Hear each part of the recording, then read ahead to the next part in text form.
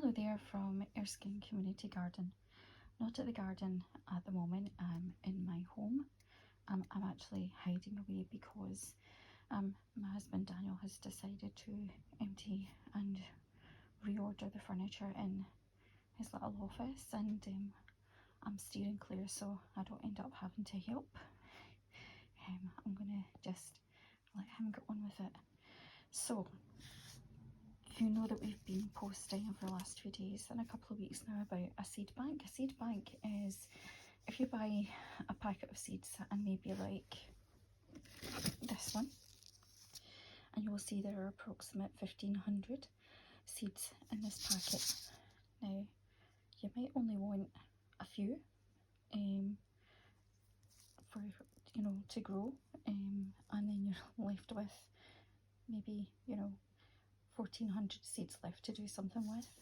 So what we thought, if you're like me, what you might do with seeds is fold up the packet and put it somewhere safe so that you might be able to make use of it another time, which hardly ever happens. So what we thought is, it was actually Shona who came to us with the idea of a seed bank. They're things that have existed for a long time, and it's a way of sharing seeds. So if you use, as I said, maybe 100 of these seeds and you get 1400 left, what you can then do is put them into little packets. So these are little envelopes, and Shona did these, and then put some of the seeds in it and then write down on the envelope what it is. So this one here is a cauliflower and its variety is snowball, and you've got how to sow it, when to sow it, and then how many days to germination, and how width apart that you would put them when you're planting them out, and that's all you do. And then you can put down when they're ready to harvest, and when they're mature, or in some cases if it's something that's maybe got some height, and so on, it's the aubergine, then the height is there too for you on the spread, so that you know how far apart, or if it's not maybe a vegetable, or maybe it's a plant or a flower that you're wanting to grow, then you know how big it's going to get, so you can account for that when you're planting it out where you want it to be. So what we're going to do is we're going to get a little cabinet made, and in fact I think I'm going to make it.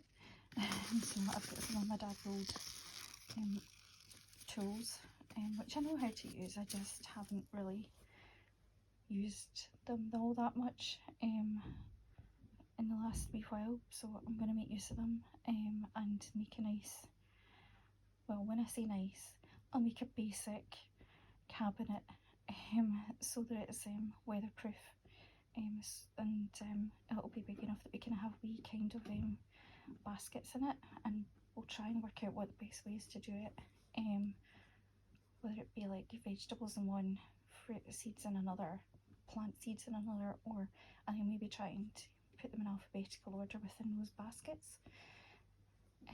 We'll also make sure that we put things like little envelopes in, so that you can take a bundle of them away if you're wanting to sort out some of your seeds, so that you can bring seeds all written up like this and put them in the cupboard, and then you can take out any that you want to try growing.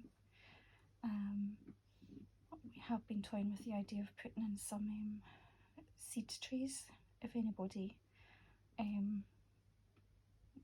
could make use of them.